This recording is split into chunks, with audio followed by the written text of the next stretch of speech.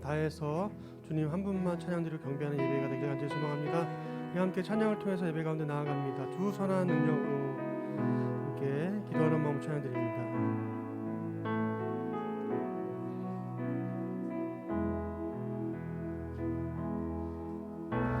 선한 능력으로 안으시네 그 크신 발로 날 붙드시네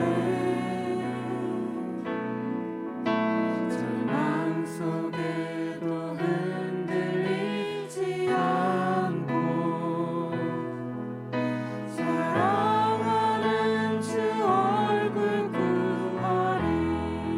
선한 능력으로 선한 능력으로 일어서리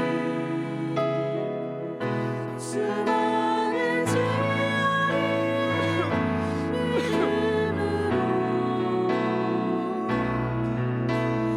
그리고 내 안에 주 오실 그날 영광의 새날을 맞이하리 이전에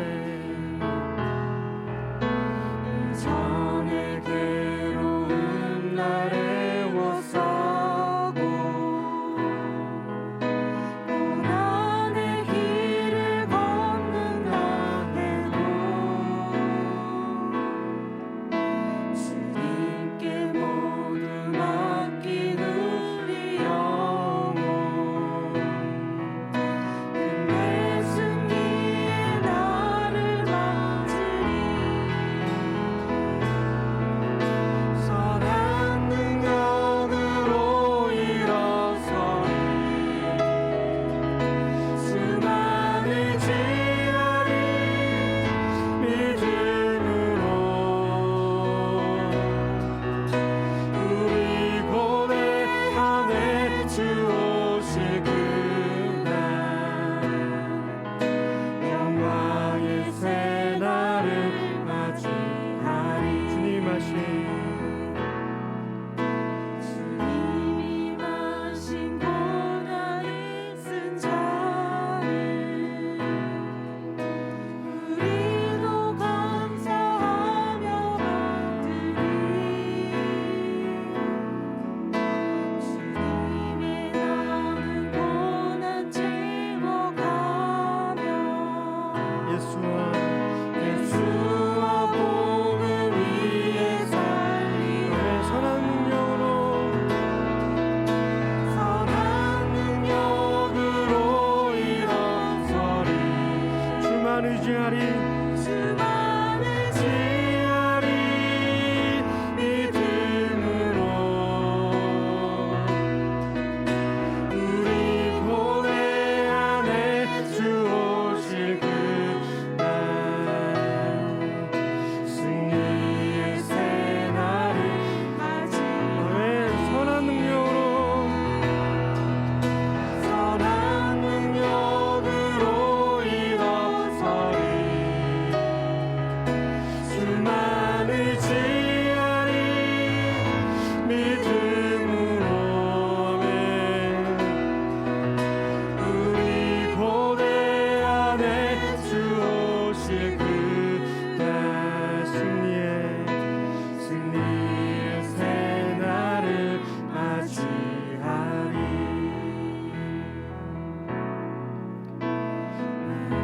이상한 자를 고치시는 주님 하늘의 아버지 날 주가 나소서 주의 길로 인도하사 자유케 하소서 새 일을 행하사 부흥케 하소서 의의 줄이고 목이 마르니 성령의 길을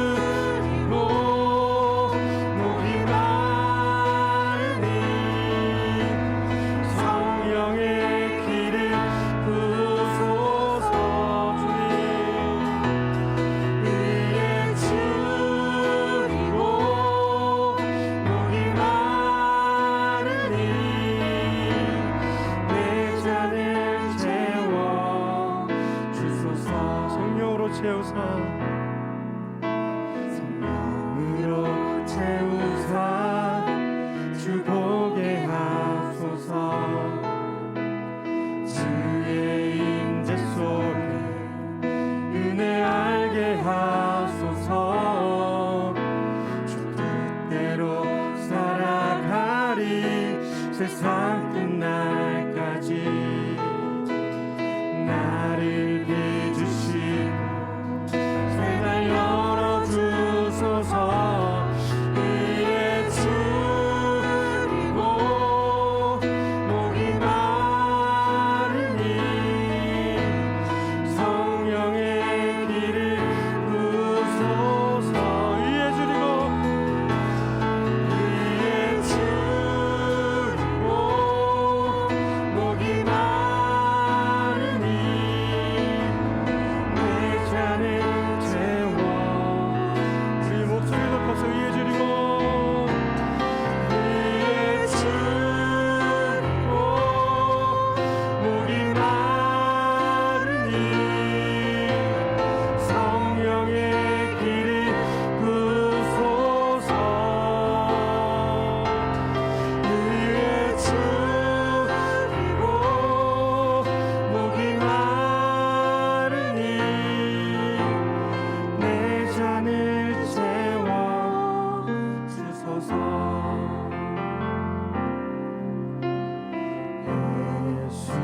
예수는 내 힘이요 나의 기쁨 내 참 소망. 그 이름에 생명이 내 삶의 이유라. 오직 주만 따라갑니다.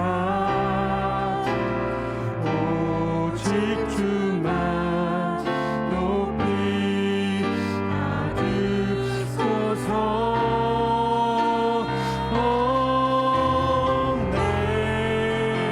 평생에 그 이름을 그의 선하심을 세상에 노래합니다. 그 이름에 크신 능력 영원한 생명이 내 삶의 이유라. 내가 사나 죽으나 내가 사나 죽으나 그 이름을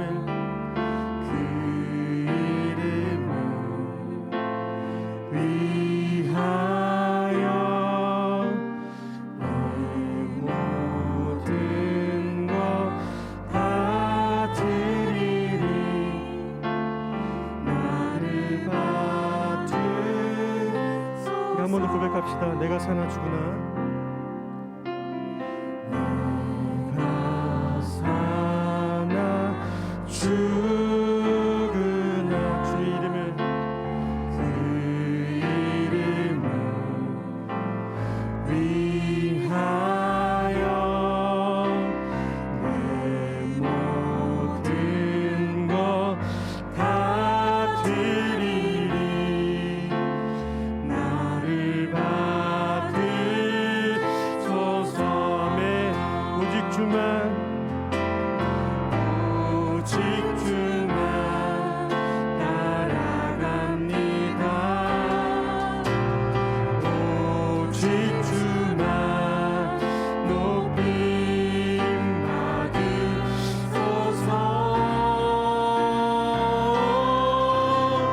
내 평생에 그 이름을 그의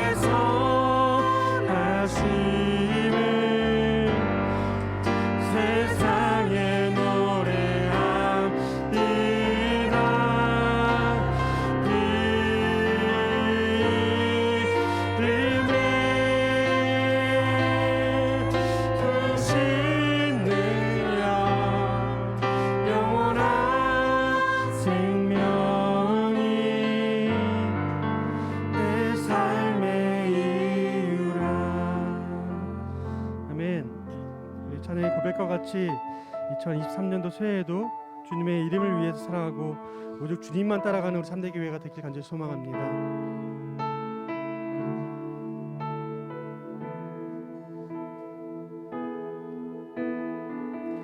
이 땅에 내 삶이 비록 버겁더라도 주님의 선하심 나 믿으며 가리. 이 작은 자통에 주가 이뤄 가시니 감사로 사는 삶 나 살기 내 삶의 시간 속에 주 일하시네. 내 모든 여정 속에 함께 하시네. 깊고도 크신 주의 영광을 나 보리라. 위대하신 주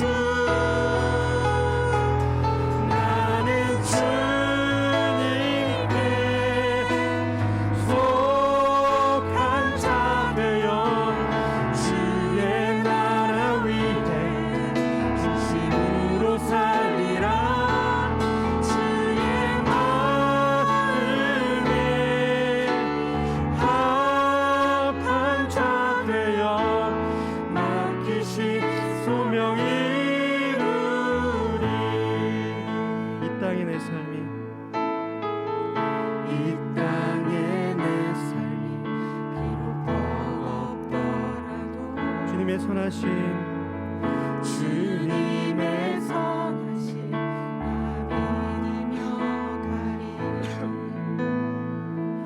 이 작은 자통에 주가 이뤄 가시니 아멘.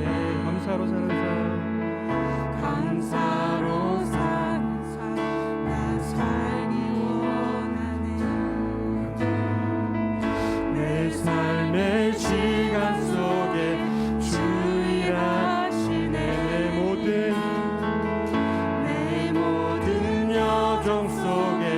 함께 하시네. 깊고도 크신 주의 영광을 나 보리라. 위대하신 주 나는 주님께 속한 자 되어 주의 나라 위해 전심으로 살리라. 주의 마음에 합한 자 되어 맡기신 우리 한 번만 더 불러봅시다. 2절 한 번만 더 불러봅시다. 이 땅에 내 삶이 비록 선하신 주님이 우리와 함께하고 계십니다. 주님의 선하심 아멘. 그분이 오늘 우리를 이곳에 있게 하십니다. 이 작은 자통에 우리는 연약하지만 주님은 강하십니다. 감사로 사는 삶 나 살기와 아멘. 내 삶의 시간 속에 주 일하시네. 내 모든 여정 속에 함께 하시네. 아멘. 깊고도 크신 주의 영광을 나 보리라. 위대하신 주 나는 주님께 속한 자 되어 주의 나라 위해 전심으로 살리라. 주의 마음에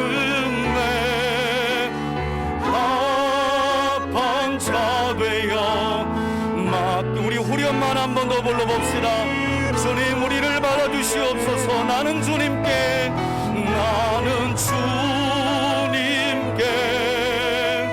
속한 자 되어 주의 나라 위해 전심으로 살리라. 주의 마음에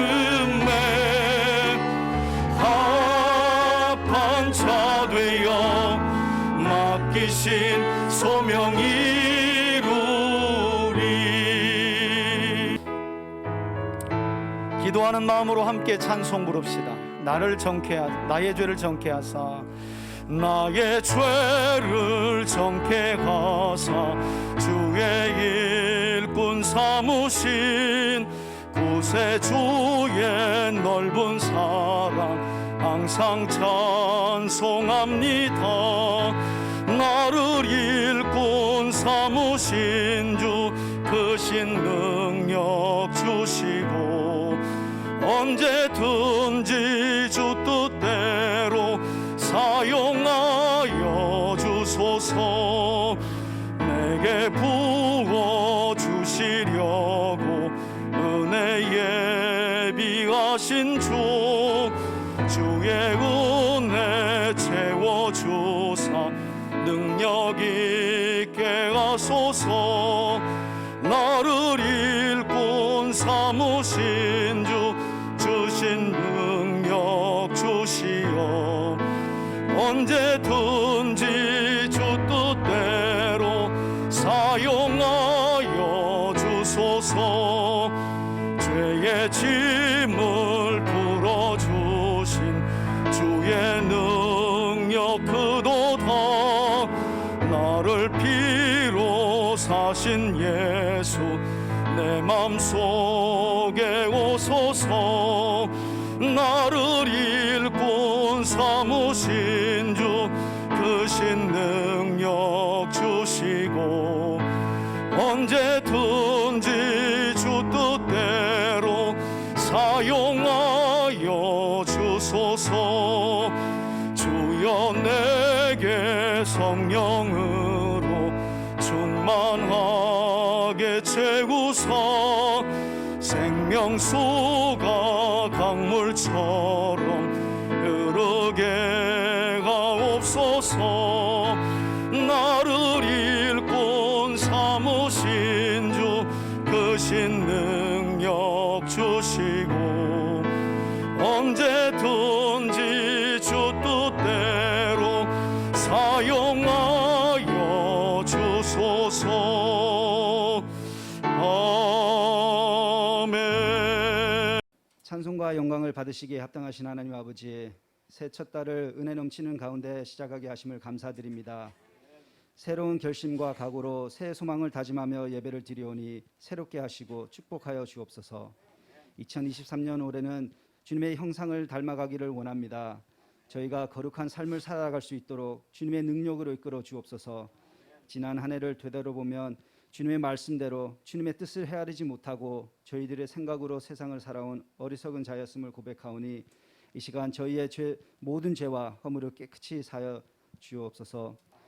우리가 주님의 보혈을 의지하여 거듭나게 하시고 세상의 빛과 소금의 역할을 감당하며 구원의 기쁜 소식을 전하는 복된 삶을 살게 하옵소서.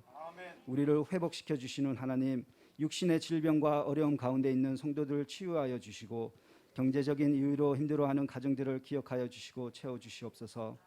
사랑의 주님, 박용화 목사님을 위해 기도드립니다.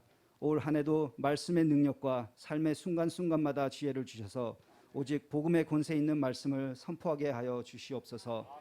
목사님의 가정을 축복하여 주시옵고 주님께 쓰임받는 영적 지도자로 세워주시옵소서. 오늘 이 예배가 주님께서 기뻐 받으시는 산 제사가 되게 하시고 말씀을 듣는 저희는 하나님의 말씀에 귀 기울여 말씀 앞에 기쁨으로 순종하게 하옵소서. 오늘도 보이지 않는 곳에서 섬기며 봉사하는 손길들이 있습니다. 어려운 가운데서 섬기며 봉사하는 이들에게 기쁨과 찬양이 넘치는 새해가 되게 하여 주옵시고 우리들의 가정과 직장과 사업장에도 감사와 축복으로 채워주시옵소서. 3대 가족 가운데 힘든 자가 있다면 하루빨리 회복되게 하시고 이런저런 이유로 예배에 함께하지 못하는 성도들께도 주님께서 합당한 축복과 함께 오직 주님만을 향하여 나아가게 하여 주시옵소서. 감사드리며 지금도 살아계신 예수 그리스도의 이름으로 기도드립니다. 이어서 우리 제자 훈련 수료식을 진행하도록 하겠습니다. 주일날 참 쉬고 싶고 힘든 시간들인데 남으셔가지고 또 집에 갔다가 다시 돌아와서 2시 반부터 4시 때로는 4시 좀 넘어서까지 말씀으로 또 열심히 훈련받은 우리 6분을 축복하고 우리 수료식을 진행하도록 하겠습니다. 수료증 제 23-01호 이름 허미숙 집사. 위의 사람은 3대 교회 제자반 5기 모든 과정을 성실하게 마쳤으므로 이 증서를 수여합니다. 주 2023년 1월 8일 대한예수교 장로회 3대 교회 담임 목사 박영화 드림. 수료증 받을 때 우리 박수로 함께 해주시기 바랍니다.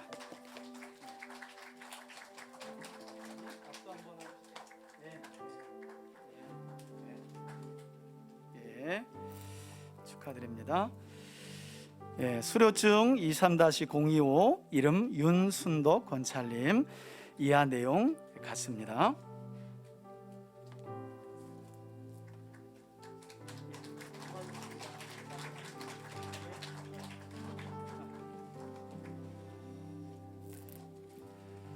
수료증 23-035 이윤선 집사님.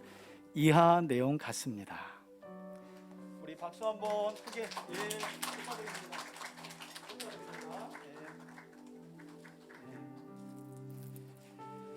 수료증 23-045 이름 전대웅 안수 집사님. 이하 내용 같습니다.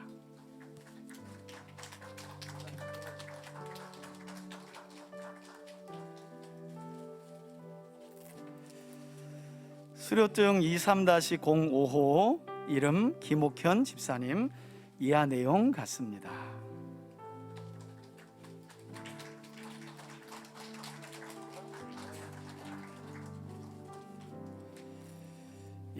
우리 마지막으로 우리 은진이. 우리 은진이는 제가 초등학교 2학년 때부터 주일학교 때부터 이렇게 가르쳐 왔던 제 제자입니다. 중간에 방학도 하고 휴학도 했다가 우리 3대 교회 만나서 열심히 주일 안 빠지고 하나님께 예배하는 아주 신실한 청년입니다. 여러분 기도 또 아울러 해주시기 바랍니다. 23-065 이름 신은진 성도. 이하 내용 같습니다.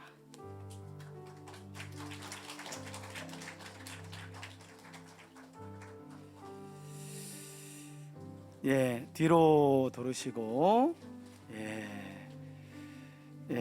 한 분 수료 빠졌나요? 우리 예진 같이 나왔네요. 우리 다시 한번 우리 박수로 한번. 훈련 5기생 우리 특송 할 텐데 우리 허미숙 집사님이 진행해 주시죠. 촬영하고 있나요?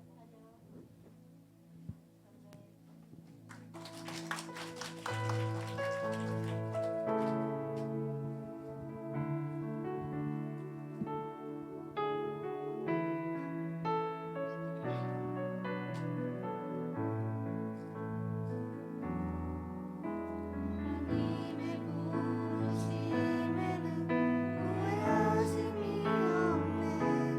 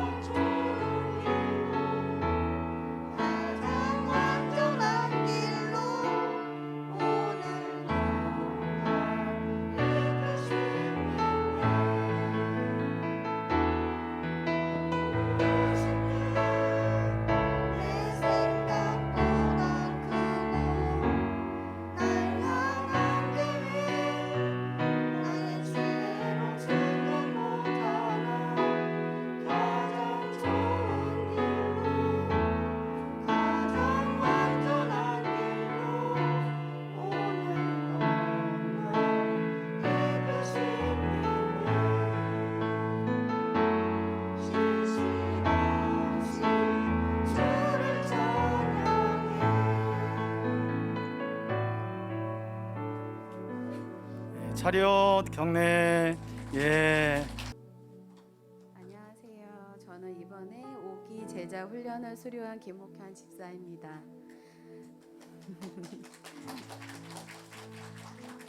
3년 전 저희 가족이 미국으로 가기 전에 저는 3대 교회에서 제자 훈련 1기를 수료했습니다.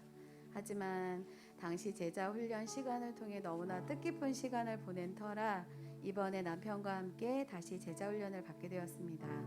그리고 이번에 제자 훈련을 받는 과정을 통해 다시 한번 제 자신의 믿음의 기초를 다지며 신앙생활이 한층 결실을 맺도록 성장하게 하신 하나님께 감사를 드립니다. 저는 모태신앙은 아니었지만 비교적 어린 시절부터 신앙생활을 시작하였습니다. 어린 시절 저는 새벽 기도를 다니기도 했고 나름 교회에 열심히 다녔습니다.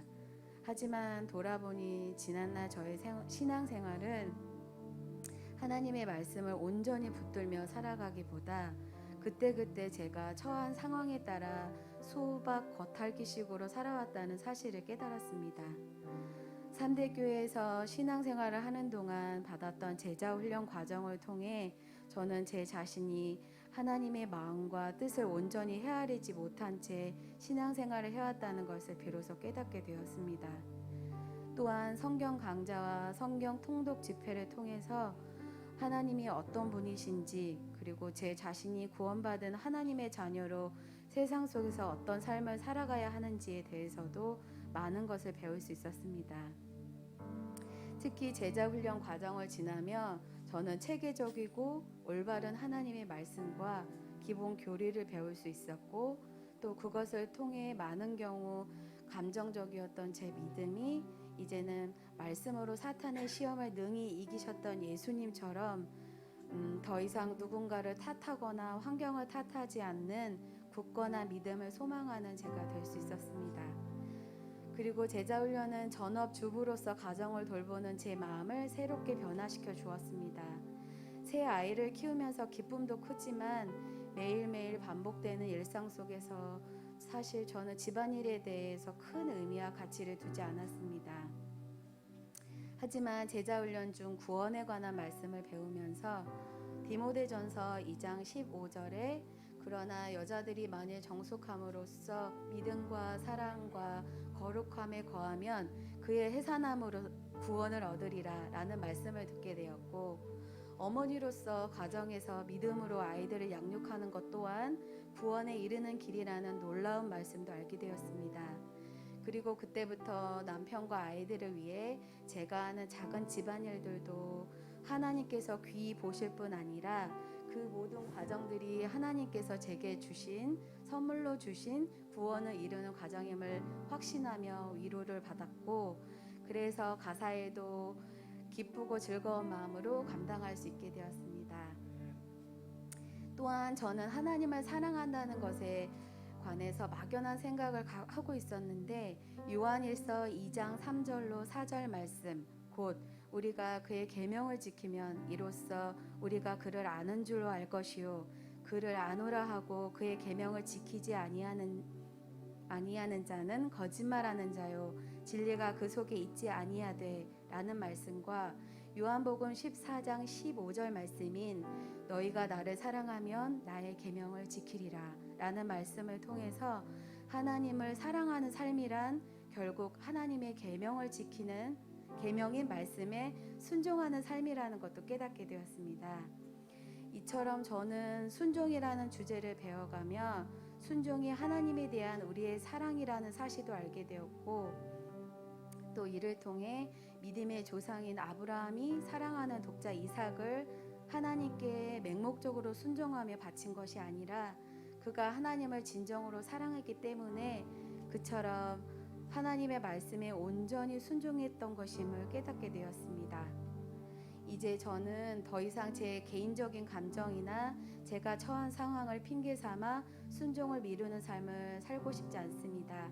앞으로는 제자훈련을 통해 배운 대로 하나님을 힘써 알아가며 그분의 뜻에 온전히 순종하는 삶을 살아가면서 하나님을 진정으로 사랑하는 삶을 사는 그분의 제자가 되길 소원합니다. 그리고 하나님을 사랑하는 삶을 제 자녀들에게 바르게 가르치며 제게 주어진 구원의 길을 계속해서 걸어갈 것입니다. 이런 저의 결단이 흔들리지 않도록 3대 가족들의 관심과 기도를 부탁드립니다. 마지막으로 지난 12주 동안 매 주마다 주제별로 말씀을 가르쳐 주신 박영화 목사님과 또 함께했던 제자훈련 5기분들에게 감사하고 우리들을 위해 죽기까지 사랑하여 주신 예수님께 영광을 돌립니다. 오늘은 디도서 1장 5절에서 9절까지의 말씀을 통해 디도를 그레데에 남겨둔 이유라는 제목을 가지고 함께 말씀을 나누기를 원합니다. 오늘도 주일을 맞아서 우리 지난주에 기억하시지요? 복음에 참여하는 삶을 산다는 게 무엇인지, 사도 바울은 그 삶을 위해 마땅히 자신이 사도로서 누릴 수 있는 자기 권리와 자유를 스스로 어떻게 해요? 포기하고 내려놓았다 했습니다. 사실 일요일은 세상적인 의미에서 우리가 육체적으로 쉬는 날이라고 많은 사람들이 그렇게 인식하고 쉬고 있는데, 육체적으로는 마땅히 쉴 권리와 자유가 있지만 그것을 오늘도 내려놓고, 스스로 내려놓고 창조주와 구원의 주가 되시는 성삼위일체 하나님을 예배하기 위해 모인 우리 3대 가족들에게 이 시간도 하나님께서 말씀을 통해 복음의 은혜와 능력을 충만하게 덧입혀 주시길 주의 이름으로 축원해 드립니다. 여러분, 사도 바울의 선교적인 생애를 큰 틀 안에서 전반부와 후반부로 나누어 본다면, 사도 바울 선교적인 생애의 전반부는 바울이 유대인들의 회당을 거점으로 예수 그리스도와 부활의 복음을 전파하여 교회를 세우는 사역이었다고 요약할 수 있고, 바울의 후반부 사역은 이렇게 복음을 전파하여 세워진 교회 안에 본격적으로, 그러니까 후반부에 들어서 교회 일꾼을 세운 건 아니지만 바울의 선교적 생애 전체를 전반부와 후반부로 나누어 봤을 때 주로 사도 바울은 후반부에 복음을 전해 세워진 교회들 안에 신실한 일꾼들을 세우는 사역에 주력했던 것을 보게 됩니다. 특히 오늘 우리가 함께 살펴볼 디도서라는 성경의 말씀은 사도 바울이 그의 선교 말미쯤에 그가 믿음으로 낳은 아들이라 불렀던 목회자 디모데에게 목회적 교훈을 담아 보냈던 목회서신 또는 목양서신에 속한 말씀인데요, 당시 마게도냐의 니고볼리라고 하는 도시에서 겨울을 보내는 중에 있었던 바울에게서 이 편지를 전달받은 디도는 사도 바울의 초기 선교 여정에서 그를 만나 선교팀에 합류한 이방인 출신의 사역자였는데, 그 어떤 바울의 동역자들보다도 사도 바울에게 아주 신망받는 복음 사역자였다라고 성경은 말씀합니다.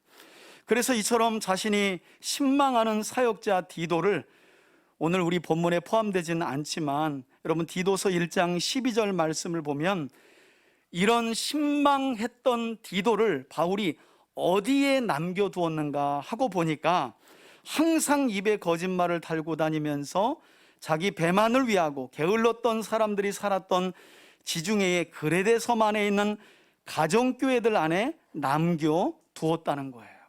그러니까 디도가 남겨져서 교회를 세워가야 할, 그리고 그 교회 안에서 만나게 될 성도들은 상당히 거친 사람들이었어요.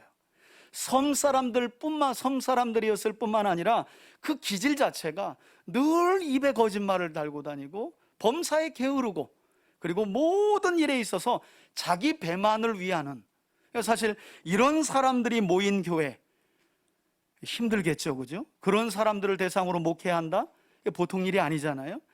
그런 목회 현장에 사도 바울은 그가 신망했던 디도를 남겨두었다는 겁니다. 성경학자들에 따르면 1세기 후반 그레데 섬의 인구는 100만에 가까울 만큼 크레타라고 하는 이름으로 세계 지도에 나와 있는데, 우리 성경 그냥 크레타라고 하지 않고 그레데라는 섬의 이름으로 기록하고 있어요. 뭐 섬이다 보니까 얼마나 살았겠는가 할 수 있는데, 1세기 후반에 100만 명 가까운 인구가 밀집해서 살 만큼 이곳은요 아주 유명한 섬이었다는 거예요. 특별히 그 당시에는 지중해 해상무역의 교통 중심지로 자리 잡은 섬이었는데, 그래서 이미 이때는 디도가 남겨질 때는 이곳에 예수 그리스도를 구주로 믿는 그리스도인들이 이 섬에 상당수 살고 있었다고 성경학자들은 말씀하고 있습니다. 오늘 본문의 말씀은 사도 바울이 복음 사역자인 디도를 바로 이 거친 사람들이 살고 있는, 또 그들을 통해 세워진 교회 안에 사도 바울이 못다한 일을 마무리하도록 하기 위해서 디도를 남겨둔 이유를, 그 목적을 설명하는 내용이 오늘 저와 여러분들이 함께 살펴볼 말씀이기도 한데요. 먼저 바울은 사역자 디도를 그레데 섬에 남겨둔 이유에 대해서 뭐라고 설명하느냐, 5절을 한번 보시겠습니까? 바울이 이렇게 말하죠. 내가 너를, 여러분, 사도 바울은 상당히 연륜이 있는 복음 사역자고, 디도는 바울의 입에서 항상 내가 믿음으로 낳은 아들이다 라고 부르는 그런 제자와 같은 동역자예요. 그런 디도에게 바울이 이렇게 말합니다. 내가 너를 그레데 섬에 남겨둔 이유는, 여러분 이 내용을 보면 사도 바울이 디도와 함께 그레데 섬을 함께 방문했다는 것을 우리가 눈치챌 수 있죠. 함께 방문했었구나, 이 앞전에. 그리고 함께 방문했을 때 바울은 그 섬을 떠났고, 그 섬을 떠났을 때 누굴 거기에 남겨둔 거예요? 디도를 남겨두었던 거구나. 바울이 한 번도 가보지 않은 섬이 아니라 그레데 섬은 바울이 디도와 함께 방문했던, 그곳에서 복음을 전하고 교회를 세웠던 사역을 함께 했었구나라는 사실을 우리가 알 수 있는 거죠. 그런 이 그레데 섬에 디도를 남겨두었다는 것인데, 이렇게 디도를 따로 남겨둔 이유에 대해 바울이 뭐라고 구체적으로 설명을 합니까? 바울은 그가 시작했던 선교 사역의 남은 일을 정리하고 그래요. 여러분, 그 남은 일 가운데 사역자인 디도가 마무리해야 할 가장 중요한 일이 무엇이었는가? 그 뒤에 이어지는 말씀을 보니까 내가 명한 대로 각 성에, 그러니까 그레데 섬의 각 마을에 있는, 각 도시에 있는 가정교회 안에 누굴 세우는 것이라고요? 장로들을 세우게 하려 함이라 그래요. 이 일을 위하여 그레데 섬에 바울은 디도를 남겨두었다는 거예요.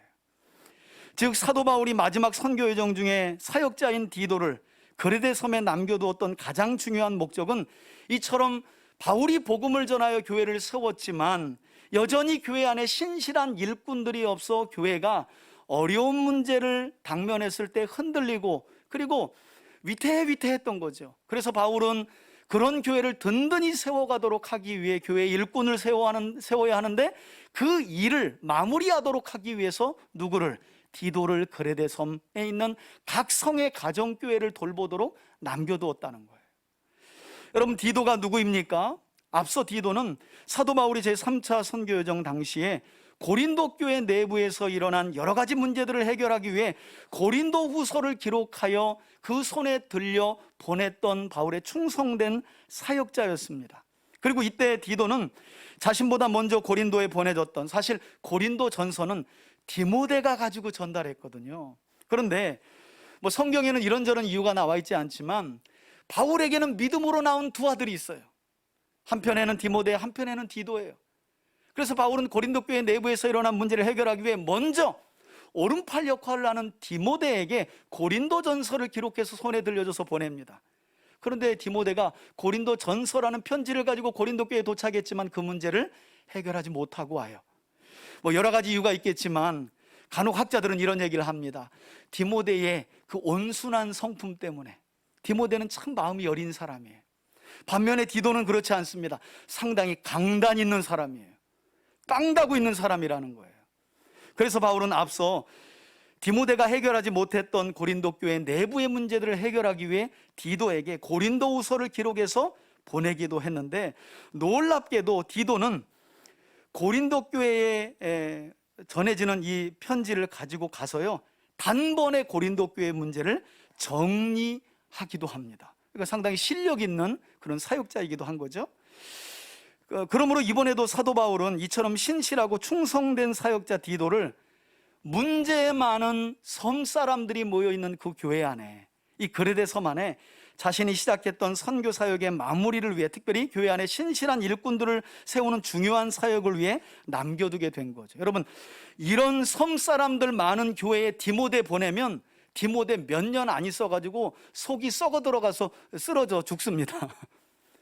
디모데는 이 기질적으로 안에다가 담아놓고 고민하고 말 잘 못하는 스타일이에요. 디도는요, 맞짱 붙는 스타일이에요. 집사님 나와봐. 뭐라 그랬어? 물론 그냥 시비 거는 사람이 아니라 진리에 관해서는 이처럼 강단 있는 사람이었다는 거예요. 그래서 고린도 교회 문제도 해결했고, 이번에 바울은 그런 신망 있는 디도를 크레타 섬에 남겨둔 거죠. 목적은 그 섬 안에 있는 가정교회들 안에 일꾼들을 세우려고, 직분자들을 세우려고. 오늘 우리가 그런 날이잖아요. 직분자 임명주일 아니에요? 그래서 이 말씀이 우리에게 도전이 되고 은혜가 되는 거죠. 그리고 길잡이가 되는 겁니다. 자, 그리고 사도 바울은 디도를 통해 세우고자 했던 교회의 신실한 일꾼들, 곧 장로의 자격 조건에 대해서도 비교적 구체적으로 설명하고 있는데, 그러니까 그 섬에, 그레데 섬에 디도를 남겨두고 야, 일꾼 잘 세워라 하면 사람은 누구나 자기 입맛에 맞는 사람들을 세우잖아요. 그죠? 누가 목사님 말 잘 따르나? 여러분, 교회는 그것도 하나의 일꾼을 세우는 원리가 되는데, 문제는 그 목사님이 잘못된 길로 인도하는데 잘 따라. 그럼 큰일 아니겠어요? 그러니까 기준은 한번 따라 합시다. 성경이 되어야 한다. 여러분, 교회의 일꾼과 직분의 자격 조건은 목사 말 잘 듣는 사람이 아니라 성경이 기준이 되어야 하는 줄 믿습니다.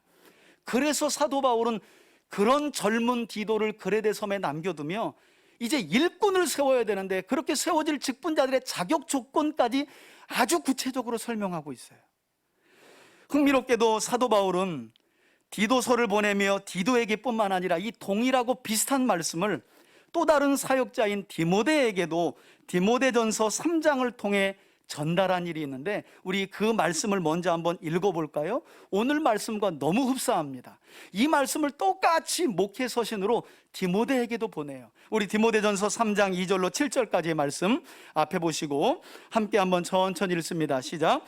그러므로 감독은 책망할 것이 없으며 한 아내의 남편이 되며 절제하며 신중하며 단정하며 나그네를 대접하며 가르치기를 잘하며 술을 즐기지 아니하며 구타하지 아니하며 오직 관용하며 다투지 아니하며 돈을 사랑하지 아니하며 자기 집을 다스려 자녀들로 모든 공손함으로 복종하게 하는 자라야 할지며, 사람이 자기 집을 다스릴 줄 알지 못하면 어찌 하나님의 교회를 돌보리요.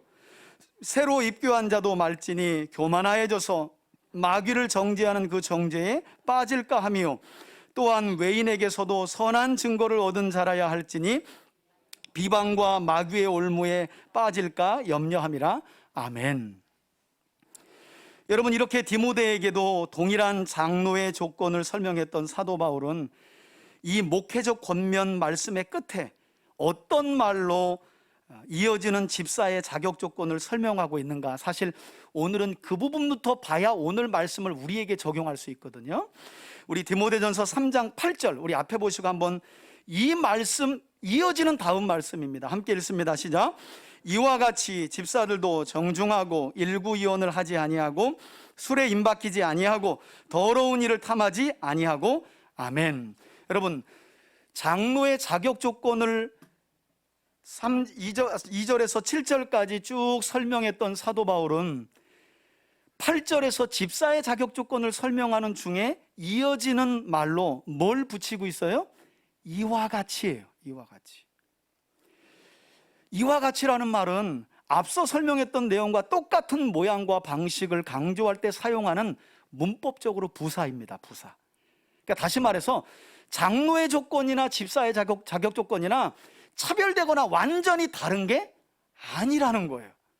그래서 우리 예수님께서도 한 율법사의 질문에 대하여 아니 도대체 어떤 계명이 제일 큰 계명이요? 라고 물었을 때 예수님은 아주 지혜롭게 첫째 되는 계명은 이것이니 너는 마음을 다하고 뜻을 다하고 힘을 다하여 내 하나님 여호와를 사랑하고, 둘째도 그와 같으니 이와 같이. 그와 같으니 그러죠. 둘째도. 그러니까 우리가 이웃사랑도 어떻게 해야 된다는 거예요? 마음을 다하고 뜻을 다하고 힘을 다해야 된다는 거죠. 하나님 사랑과 이웃사랑에 어떤 그 마음이 다르지 않다는 것을 이와 같이, 그와 같이라는 말씀으로 예수님께서 너무 잘 설명해 놓으셨어요. 사도 바울은 디모데에게 교회 안에 신실한 일꾼들, 직분자들을 세울 때 그 점을 강조했다는 거예요. 자칫 잘못하면 목사는 가장 거룩해야 하고 장로는 그보다 덜하고, 안수 집사는 그보다 덜하고, 집사는 그보다 덜하고. 여러분, 이게 바로 계급 직분 아니겠어요? 계급. 하나님께서 교회 안에 주시는 직분은 그렇지 않습니다. 모두에게 주시는 동일한 은혜. 그래서 바울은 이처럼 장로의 자격 조건이나 집사의 자격 조건이 크게 다르지 않고 대동소이하다는 말씀을 전해주었다는 거예요. 그런 점에서 오늘은 우리가 디도에서의 말씀을 함께 살펴보지만, 그리고 시작이 장로의 자격 조건, 7절은 감독의 조건이라고 나와 있지만 모든 직분자들에게 주시는 하나님의 자격 조건에 대한 설명이라고 이해할 필요가 있다는 거예요. 문자적으로 보면, 아니 목사님, 내가 장로 될 것도 아니고 감독 될 것도 아니고 집사 될 것도 아닌데 왜 저에게? 아니요, 성도도 직분이라고 제가 설명드렸잖아요. 그런 점에서는 이 조건은 어떤 사람에게 특정한 조건이 아니라 사실은 가만히 보면 모든 성도들에게 해당되는 직분자의 자격 조건이라고 할 수 있다는 거예요.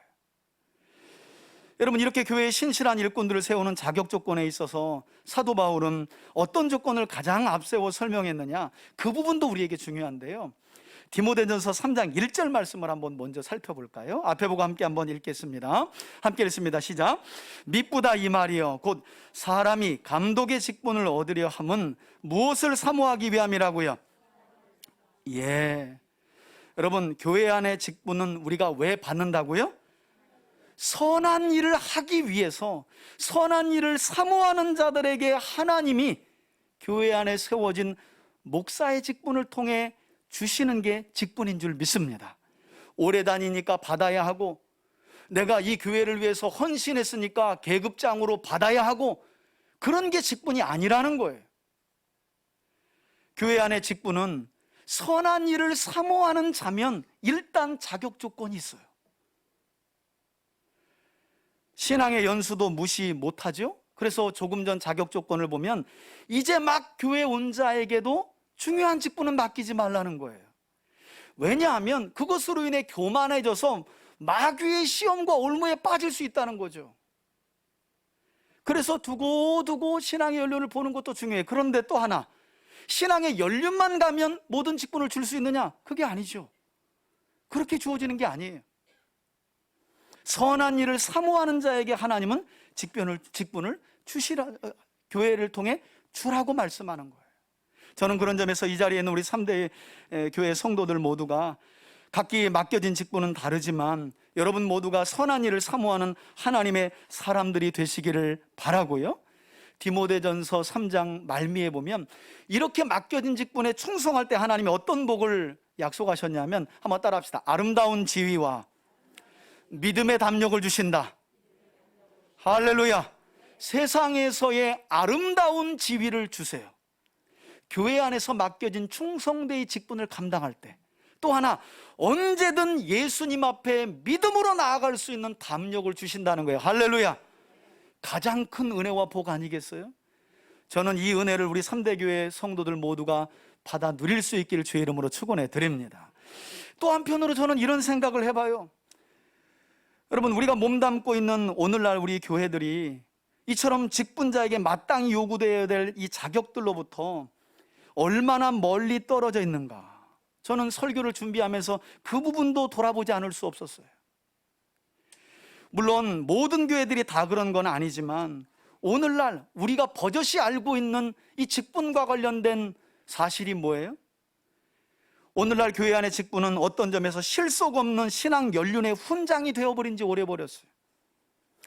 저분 교회 다닌 지 오래됐는데 이제 집사 직분 목사님 줘야 되지 않아요? 웃기죠? 그리고 또 자기들끼리 집사라고 불러. 제가 줄 필요가 없더라고. 뭐 많이 보면 그냥 집사님 그러고 나이 있으면 또 권사님이래. 앞으로는 또 너무 편해질 것 같아. 목사라고만 부르지 않으면 될 것 같아. 여러분, 교회 안에 지금 이렇게 되고 있다니까요. 사실은 그냥 좋은 게 좋은 거고 부르기에 입에 달라붙어 집사라고 부르면 사실은 그 직분의 가치가 떨어지게 되는 거거든요. 오늘날 교회가 그런 상황이 되어버렸다는 거예요. 신앙 연륜의 훈장. 그래서요, 저도 부교육자를 지나면서 중직자 임명의 과정을 상당히 많이 거쳤거든요.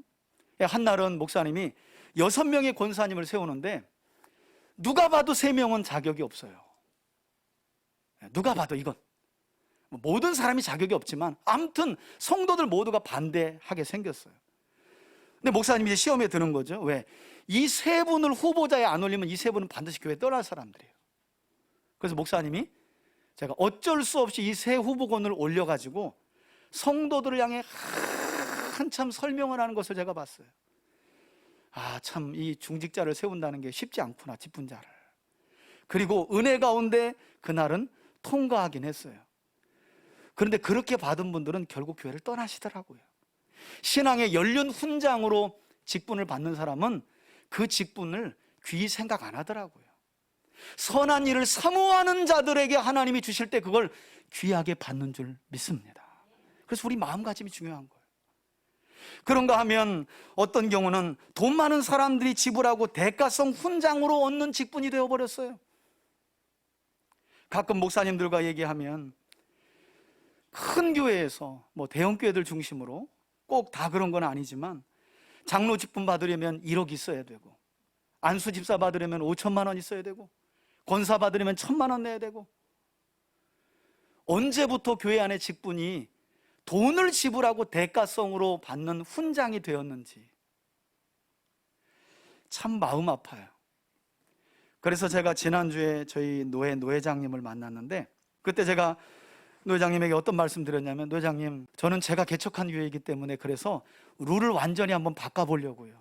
그래서 이제까지는 직분을 받는 분들이 헌금을 작정해서 냈지만 그것은 그들의 자율에 맡기고 본인이 얼마를 내든 하나님께 감사한 건 하나님과의 관계고 성도들 모두가 교회를 위하여 헌신하기로 다짐하고 결단한 분이니 축의금을 걷어서 주기로. 아무도 아멘 안 하시네. 이게 받을 사람들만 아멘이 나오는데 나는 아무래도 제가 그래서요 그런 준비까지 했다니까요. 축의금을 드리자. 너무 많은 돈 말고 개개인이 3만 원이면 3만 원씩, 2만 원이면 2만 원씩 딱 모아가지고 일관되이 그냥 내는 거예요. 그러면 그 돈을 교회가 모아서 직분 받는 분들에게 나누어서 드리는 거예요. 앞으로 여러분들이 교인들을 대표해서 목사님과 함께 교회를 충성되이 섬기기로 한 그것을 격려하는 거죠. 여러분 세상에서도 애 100일만 돼도 돈이 오가고 돌잔치 한다고 돈 10만 원씩 넣는데 어떻게 주님의 몸된 교회를 위해 나를 대신해서 헌신하겠다는 일꾼들을 그냥 박수만 쳐가면서, 저는 그래서 거꾸로 해요. 오히려 우리가 축의금을 모아가지고 그 헌신된 일꾼들을 격려하자. 할렐루야. 우리 교회가 좀 그렇게 문화를 바꿔봅시다. 그래서 더 이상 한국교회 안에서 돈 주고 직분 샀네, 돈 지불하고 장로 샀네, 이런 말 좀 우리 교회 안에서라도 절대 나오지 않도록. 3대 교회 가봐라. 거기 가면 직분자들은 성도들 모두가 마음을 아파요 축하금을 주더라. 할렐루야. 얼마나 감사하고 아름다운 전통이에요.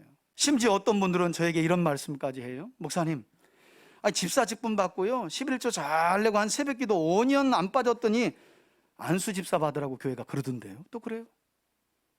물론 11조나 공적인 예배에 참석하는 것도 그분의 믿음을 보는 한 가지 덕목일 수 있지만 여러분, 그런데 조금 전 우리가 읽었던 디모데전서 3장이나 오늘 디도서 1장의 말씀을 보시면 놀랍게도 성경은 신실한 교회 일꾼 될 자격 조건을 말씀하면서 대부분은 교회 안에서의 삶은 기본으로 하고 대부분 다 교회 밖에서의 구별된 삶을 직분자의 덕목으로 강조하고 있다는 사실을 우리가 기억해야 돼요. 여러분, 그 구체적인 내용이 6절 이후에 기록되어 있죠. 먼저 사도 바울은 디도에게 선한 일을 사모하는 직분자들의 3가지 긍정적인 자격 조건에 대해 가르칩니다. 첫째, 뭐 할 것이 없다고요? 책망할 것이 없도라는 말씀은 다른 사람에게 흠잡힐 일을 만들지 말아야 한다는 거예요. 여러분, 범사에 다른 사람들에게 흠잡힐 일을 많이 하는 사람을 교회 직분자로 세우면 어떻게 될까요? 늘 그 구설수 때문에 교회 안이 시끄럽겠죠. 그러니까 가급적 자기 처신을 지혜롭게 하고 흠잡힐 일을 하지 않는 사람을 직분자의 자격 조건 첫 번째로 말해요. 그리고 둘째와 셋째는 가정생활과 연관해서 살펴봐야 하는데, 둘째는 가정생활의 성실한지의 여부를 살피는 한 아내의 남편. 마찬가지죠, 그죠? 여인도 그죠? 한 남편의 아내여야 하는 거죠. 셋째는 방탕하다는 비난을 받거나 불순종하는 일이 없는 어떤 자녀를 둔 자여야 한다고요. 믿는 자녀를 둔 자라야 할지라. 여러분, 구약시대에 하나님께서 믿음의 조상 아브라함을 부르실 때 어떤 말씀을 하셨느냐, 우리 앞에 보시고 창세기 18장 19절 말씀을 함께 한번 읽어볼까요? 믿음의 조상, 이스라엘 민족의 기원이 되는 아브라함 한 사람을 부르실 때 하나님이 이 말씀을 주십니다. 함께 읽습니다. 시작. 내가 그로 그 자식과 권속에게 명하여 여호와의 도를 지켜 의와 공도를 행하게 하려고 그를 택하였나니 이는 나 여호와가 아브라함에게 대하여 말한 일을 이루려 함이니라. 아멘. 이와 같이 하나님께서는 아브라함을 믿음의 조상과 복의 근원으로 세우시기 위해 다른 것이 아니라, 다른 명령이 아니라 하나님의 말씀인 여호와의 도를 그의 자식과 권속들에게 잘 가르치라는 말씀으로 아브라함을 부르셨다는 거예요. 아브라함을 선택하신 이유가 그거라는 거예요. 그리고 아브라함은 마침내 이 말씀을 따라 이 약속을 붙잡고 이삭을 믿음 가운데 세웠죠. 그리고 그 언약을 전수받은 이삭은 야곱을 믿음 가운데 세우고, 그 야곱은 12아들을 믿음 가운데 세우고, 마침내 그 12아들을 통해 우리가 알고 있는 바와 같이 구약의 이스라엘 민족, 제사장 나라와 거룩한 백성의 사명을 감당하는 이스라엘 민족이 세워지게 되었다는 거예요. 여러분, 한 사람이 그래서 아주 중요한 거예요. 한 사람. 신앙교육이 얼마나 하나님 나라를 세워가는데 중요한 덕목인지 몰라요. 교회 무너지는 거 순식간입니다. 가정의 자녀들에게 신앙 전수를 챙기지 않고 전도합시다 하고 자꾸 교회를 끌어들여가지고 열심히 전도하기만 해보세요. 여러분, 잠깐 부흥하는 것 같지요? 교회 금방 시들어버립니다. 한국교회의 현주소가 이러한 교훈을 우리에게 말해주고 있어요. 저는 대형교회 갈 때마다 현기증 나요. 왜? 주일학교를 먼저 보거든요. 2,000명 되는 교회 주일학교가 250명이에요. 그 교회는 소망 없는 거예요. 그 다 빚으로 지은 건데 얼마나 버틸 수 있겠어요? 못 버팁니다. 그런 점에서 저는 우리 교회가 감사해요. 90명 제적에 아이들이 26명이에요. 여러분들은 잘 체감하지 못하실 수 있는데, 여러분, 그 수는요 가장 건강하다고 하는 비율입니다. 우리만한 교회의 형편은 주일학교가 없습니다. 이미 접었어요. 왜? 아이들이 몇 명 안 된다는 거예요. 그럼 많으면 하고 몇 명 없으면 안 하는 건가요? 신앙교육이라는 게 그런 건가요? 이런 현실에 우리가 놓여져 있는 거예요. 직분을 받을 때에도 그런 내용을 강조받고 교육받지 않다 보니까 그냥 오로지 목사님 눈에 잘 뵈서 교회 생활 편하게 하는 거, 인정받는 거, 거기에 시간들이 다 지나버리는 거죠. 그 사이에 우리 아이들은 중학교가 되고 고등학교가 됩니다. 그리고 하나님을 모르는 세월을 보내버려요. 안타까운 일이죠. 이러한 사실을 하나님의 사람 모세도 일찍이 알고 있었기 때문에 모세는 그가 남긴 유언과도 같은 말씀 신명기 6장에서 하나님의 말씀인 율법을 이스라엘 백성들을 향해 뭐라고 명령하고 있냐면, 너희는 가나안 땅에 들어가거든 길을 갈 때든지 앉아있을 때든지 누웠을 때든지 일어날 때든지 항상 하나님의 말씀을 자녀들에게 가르치라고 전했어요. 왜? 이 놀라운 구원의 은혜가 한 시대에 끝나면 안 되잖아요. 그런데 성경은 어떤 역사적 비극을 우리에게 가르쳐 줍니까? 여러분, 여호수아서 24장 끝말과 여호수아 이후에 사사기의 시작을 보면 비극이 일어나죠. 여호수아와 그 시대의 장로들, 곧 여호와의 구원을 목격한 목격자들이 다 죽고 나니 그 다음 세대는 여호와를 알지 못하였더라. 그렇게 시작된 시대가 사사시대입니다. 뭐가 문제일까요? 하나님은 약속을 다 지키셨어요. 아브라함 한 사람을 부르셨고, 이삭을 통해 야곱을 통해 12아들을 통해 이스라엘 민족까지 만들어서 아브라함 때부터 약속하신 땅을 600여 년 만에 가나안 땅으로 이스라엘을 들여보내셨습니다. 하나님은 약속을 다 지키신 거예요. 그런데 하나님을 믿는 신앙이 끊어져 버려요. 누구의 불순종 때문에? 이스라엘의 불순종 때문에.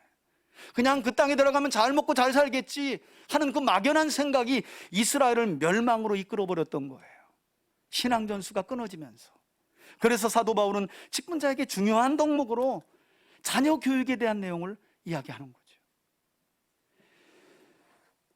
가정에 갔을 때 참 제가 제일 놀라고 가슴 뜨끔하고 아플 때가 언제냐면, 부모님들이 자녀들에게 뭔가를 얘기하는데 뭐 이렇게 말할 때 제가 되게 충격받아요. 저렇게 해서는 하나님의 복을 못 받는데 야, 이 가정 어떻게 하나? 제 마음이 막 긴장이 돼요. 절대 하나님 복 못 주시는데. 여러분, 자기 자녀를 복종시키지 못하는 사람이 어찌 믿음이 연약한 지체를 도와서 그로 하여금 그리스도 앞에 복종할 수 있도록 도울 수 있겠어요? 이뿐만 아니라 또 한편으로 이처럼 직분자로 세워질 사람들의 자녀들의 믿음을 성경이 살펴보라고 하는 이유는 저는 이런 점도 있지 않을까 하는 생각이 들어요. 뭐냐면 이중적인 모습이 있는가를 살펴보라는 거예요. 여러분, 자녀들의 믿음을 보면요, 그 부모가 진짜 믿고 있는지, 바르게 믿고 있는지 아닌지를 대번 알 수 있습니다. 이렇게 말해도 여러분들의 피부에 안 와닿을 거예요. 여러분, 제게 아들 둘이 있거든요. 근데 이 아들들이 주일날 빠져요. 교회 안 나온대요. 하고 봤더니 여러분들이 지나다니는데 학교 근방에서 애들하고 놀면서 담배를 입에 딱 머물고 있어요. 그리고 보니까 어느 때에는 이 녀석이 술도 먹고 공원에서 앉아서 있어요. 여러분, 만약에 여러분들이 그런 모습을 본다면 정말 저를 존경하게 되겠죠. 막 그 교회 나가고 싶어 막 죽겠는 마음이 막 들겠죠. 여러분, 그렇게 될까요? 안 되죠. 대번에 다음 주에 다른 교회 알아보겠죠? 여러분, 그런 거예요. 그래서 자녀들의 믿음을 살펴보라고 하는 성경의 이유는 그 자녀에게 신앙을 전수하는 부모의 믿음이 이중적인가 아닌가를 살펴볼 수 있는 조금의 근거가 된다는 거예요. 직분을 받는 사람들은 반드시 자기 자녀의 믿음을 챙겨야 한다는 거예요. 신경 써야 한다는 거예요. 기도해야 된다는 거예요. 저는 그런 점에서 우리 3대 교회에 속한 성도들의 가정마다 부모님에게서 자녀에게로 온전한 신앙이 전수되는 복된 가정이 될 수 있기를 바라고, 그런 여러분들의 가정이 하나님의 거룩한 성전으로 세워질 수 있기를 주의 이름으로 축원해 드립니다. 여러분, 그런 가정을 우리 세워봅시다. 그리고 기도합시다. 저는 그런 생각 들어요. 제가 늘 제 자신이 나사가 빠질 때마다 저는 사실, 여러분들은 제가 눈을 금방 속일 수 있잖아요. 왜? 예배 시간만 제가 실수 안 하면 되잖아요. 근데 범사에 제가 긴장하는 건 가정이에요. 제가 잘못하면 우리 아이들이 아빠가 목사지만 목사가 뭐 저래? 그럴 수 있거든요. 그래서 저는 항상 제 가정도 성전이라는 생각을 해요. 그래서 많이 참아요. 못 참을 때도 있지만 많이 참아요. 왜? 아니, 우리 아들이 저게 뭐 목사야? 그러면 어떡할 거예요? 아니, 가정에서 자녀에게도 목사로 인정받지 못하는 사람이 교회 와서 성도들에게 목사님 존경합니다, 참 사랑합니다, 그 많은 이야기를 받아봐야 무슨 소용이에요? 그래서 긴장해요. 그래서 긴장해요. 저는 목사만큼은 아니지만 하나님께서 여러분들에게 주신 직분을 그렇게 귀하게 여기고, 그래서 이런 이야기가 좀 들렸으면 좋겠어요. 목사님, 뭐 이런저런 직분에 관한 이야기가 있는데요, 우리 집사 직분을 받은 우리 엄마는요, 진짜 집사님이세요.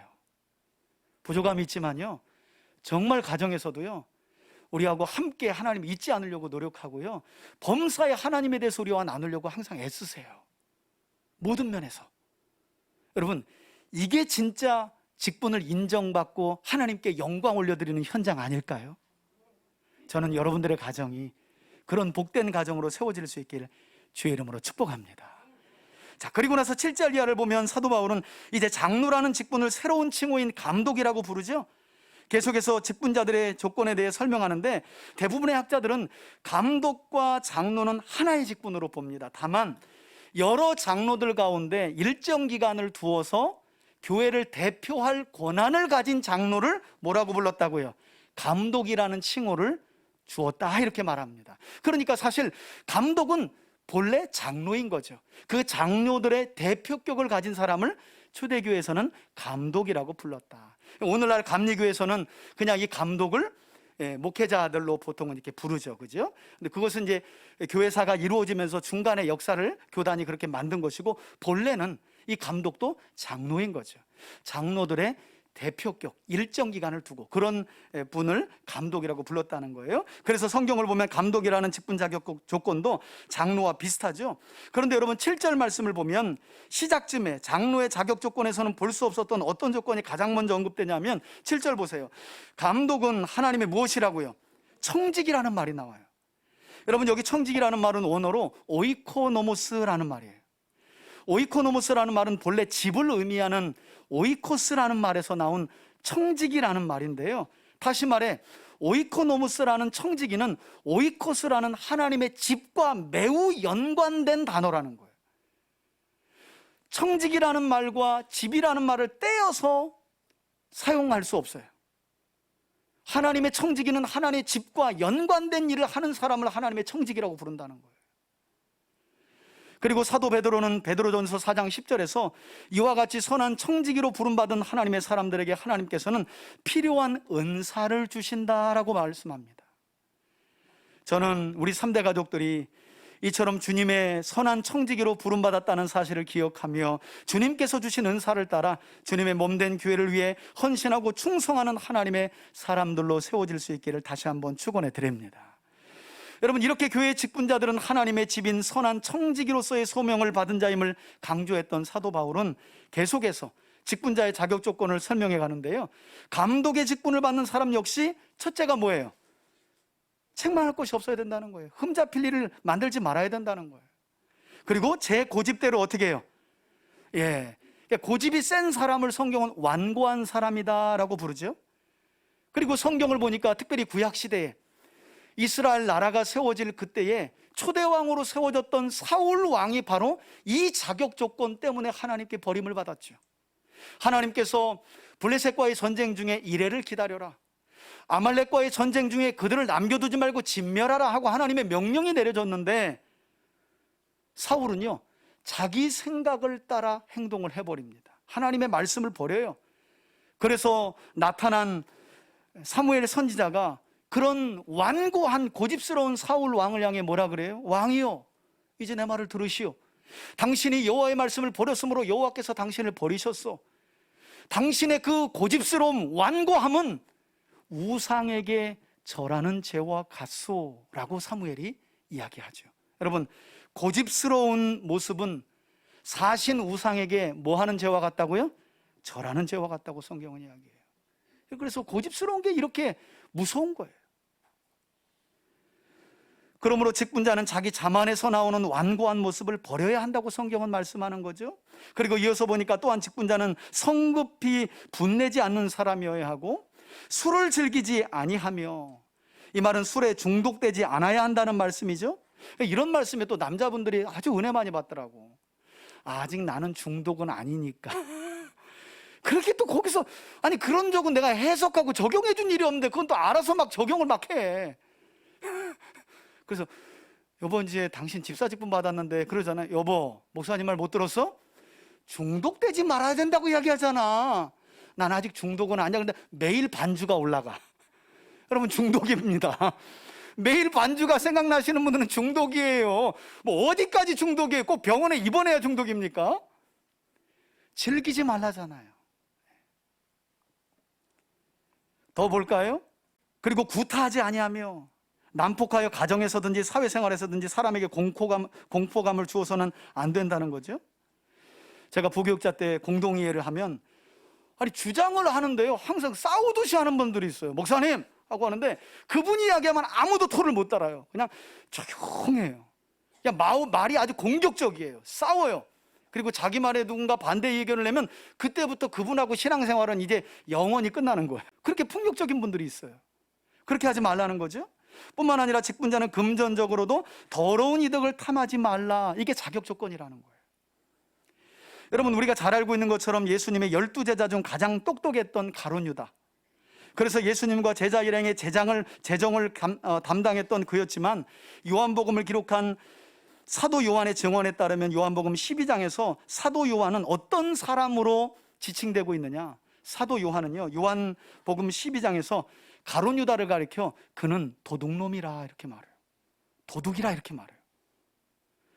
그런가 하면 우리에게 많이 알려져 있지 않지만 사도 바울은 고린도후서 12장에서 고린도 교회 성도들에게 믿음으로 낳은 아들로 불렀던 디도를 추천하면서 고린도 교회가 예루살렘 교회를 위한 구제연금을 모아두었고 이제 그것을 전달할 사람으로 바울은 디도를 보냈는데, 그런 디도를 고린도 교회 성도들에게 향해 추천하면서 어떤 말을 덧붙이냐면, 디도는 어떠한 경우에도 교회와 성도들에게 불이한 이득을 취한 일이 없는 훌륭한 사역자다 그래요.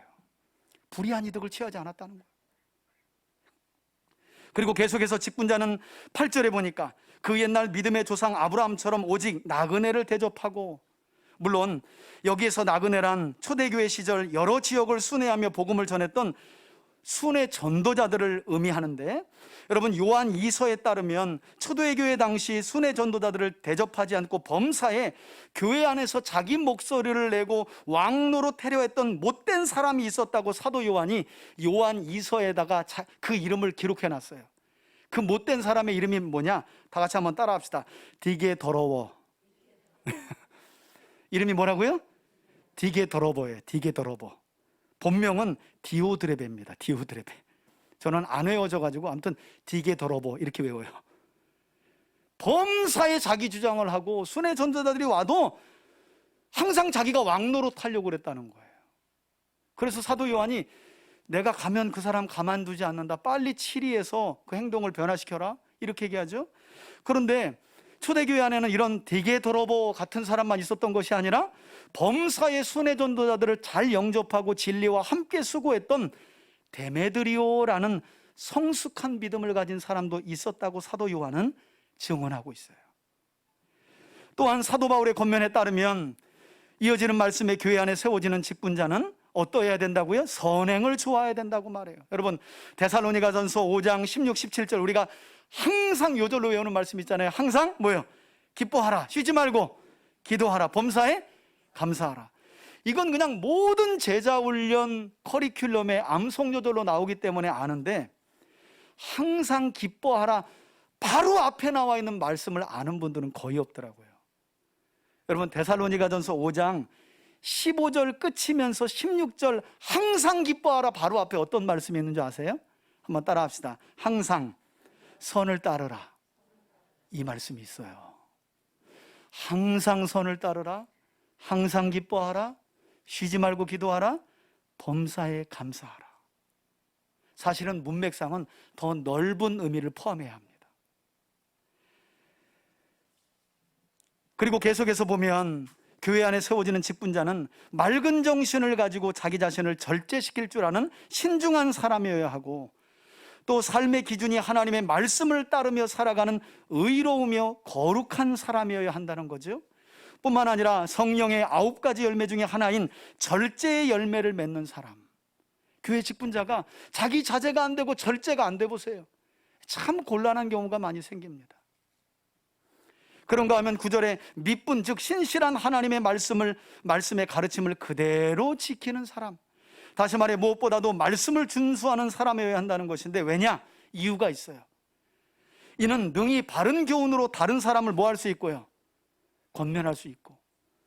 여러분 안수 집사님, 권사님, 또 장로님 직급되면 말씀으로 연약한 지체들을 권면할 수 있어야 할 줄 믿습니다.